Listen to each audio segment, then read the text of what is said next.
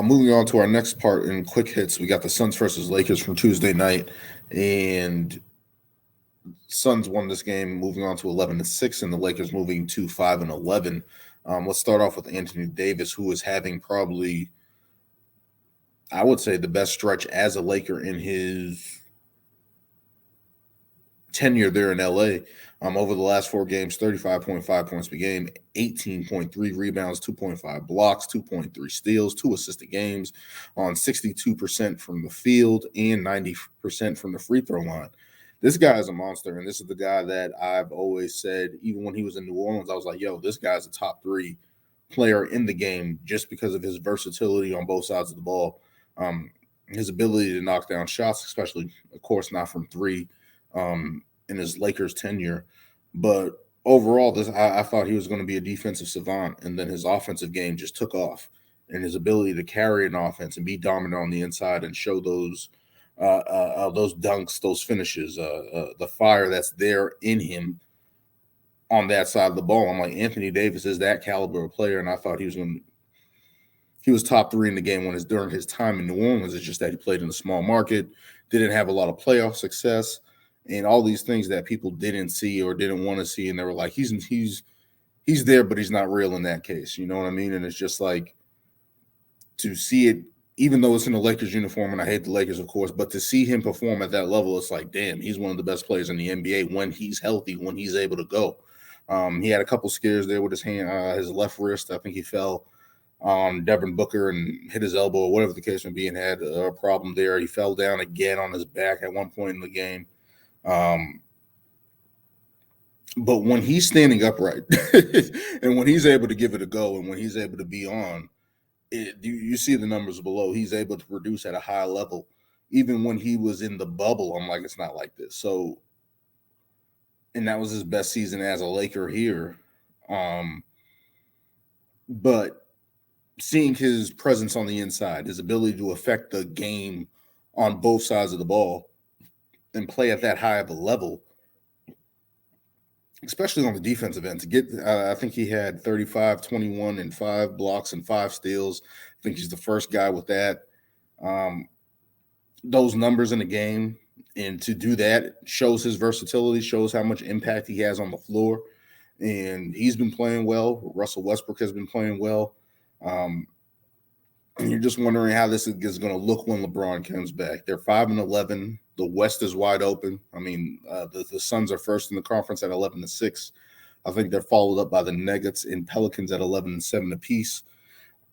So it's not out of the realm. I'm not sitting there and saying the Lakers are going to turn around and be number 1 in the West and stuff like that. But just to be in the playoff mix, I still think they should make a trade, in my opinion, for Miles Turner and Buddy Hield. But that's a conversation for another day. But how is this team going to look when LeBron comes back? Are they going to be able to play with that force and go inside and be able to rely on Anthony Davis night in, night out? Or is it going to be more of LeBron handling the ball, trying to find shooters that can shoot for this Lakers team and go back basically in a downward spiral? I'm pretty sure the Lakers know they have to rely on Anthony Davis. Anthony Davis has to be healthy. He has to be willing to step up night to night and lead this team because they really don't have anything else. Russell Westbrook can play as well as he wants to. It's not going to be OKC Russ. It's not going to be the best version of Russell Westbrook at this point in his career. You're not going to get the best version of LeBron James in his career at 38 years old. You're not going to get that. All this team is relying on is Anthony Davis to carry them. And that's very unfortunate right now for the Lakers because it's like you guys don't have the shooting to surround and help Anthony Davis. And that's something that I've always been confused about, how this team moved away from that 3-and-D formula with LeBron playing point guard, Anthony Davis playing the 5 and the big 4 and 5, and having that versatility there where you have shooters and guys that can play defense around them, to a team that's basically all defense and no shooters, which really hinders the potential output of Anthony Davis and LeBron James. Even Russell Westbrook, they don't even have enough shooters around those guys to do that. So it's just going to be interesting to see when LeBron comes back, if Anthony Davis can hold up and see what they're going to do. But Anthony Davis playing the last 4 games is showing people why he's considered. Well, I think people already know about this about Anthony Davis, but it's just a little disappointing to see him get hurt, a little disappointing to see the lack of fire at times like that.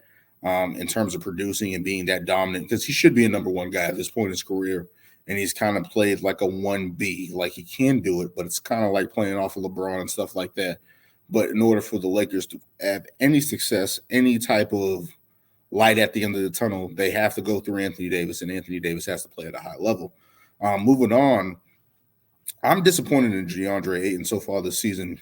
He didn't get the max contract last year, and that was basically because Robert Sarver didn't want to pay him. And eventually he gets it.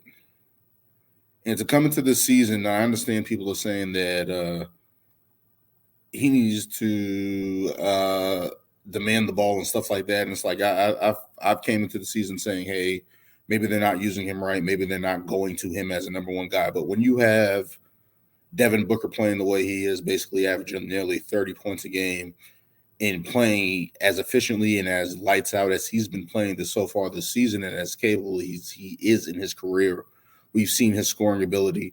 Deandre Ayton's not going to get those many touches. But in the same light, it's like he's not being aggressive. He's not being demanding of the ball. And I think he had 14 points, 15 rebounds in this game and played okay defense against Anthony Davis. But it's like this was a game that I thought he was going to come out, be aggressive, get a lot of finishes at the rim, and he just doesn't do that. He goes away from that, and I think he should go to the fadeaway a little bit in terms of shooting in the post and stuff like that and getting his shot off.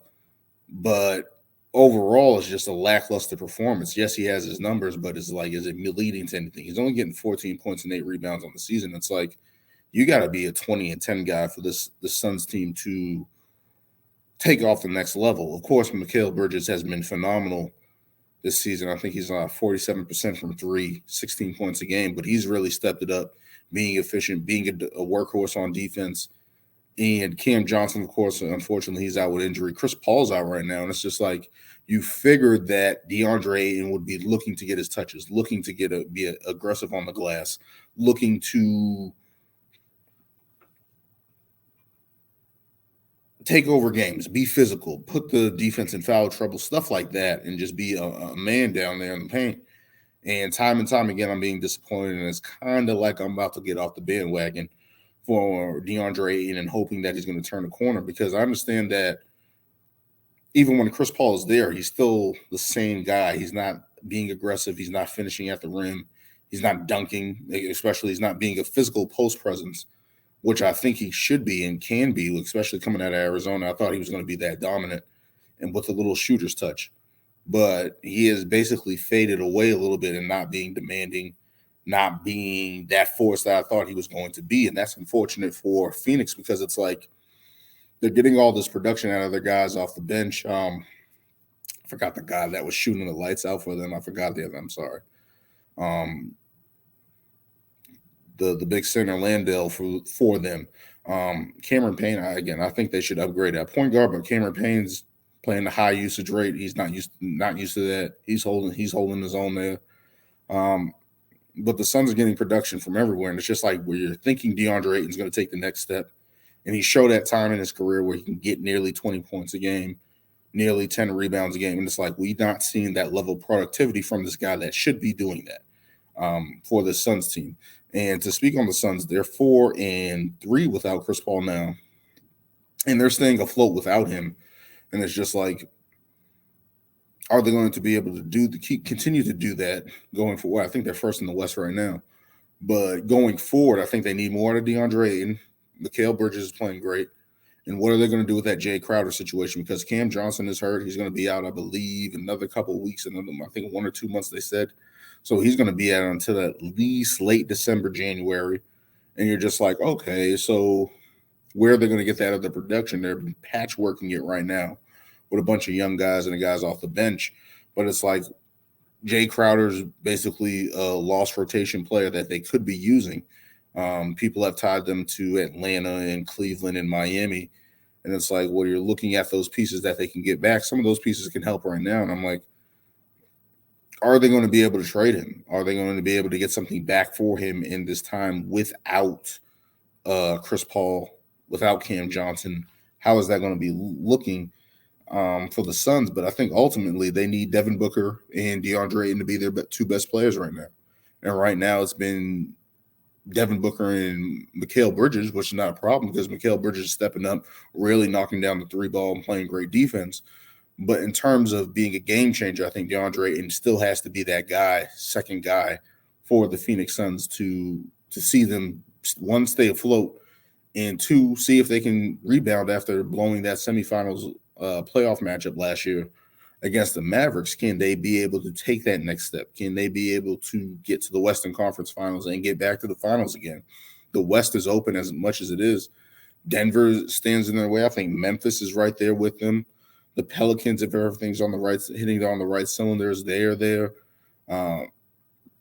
So you're just like, where do the Suns fall in this pecking order? And right now they're staying afloat because of the fantastic play of Devin Booker and Mikal Bridges. But DeAndre Ayton is the X factor for this team. He has to play big time. And right now he's just not doing it. So even though the Suns are winning right now, I don't know how long that's going to hold up. And especially outlooking on the playoffs, it's like, how is that going to look during the playoffs? Because in the playoffs, they're going to need DeAndre Ayton to step up. He's going to have to take advantage of those mismatches that he gets in the postseason and take advantage and be strong and finish. And right now, I'm just not seeing it from him.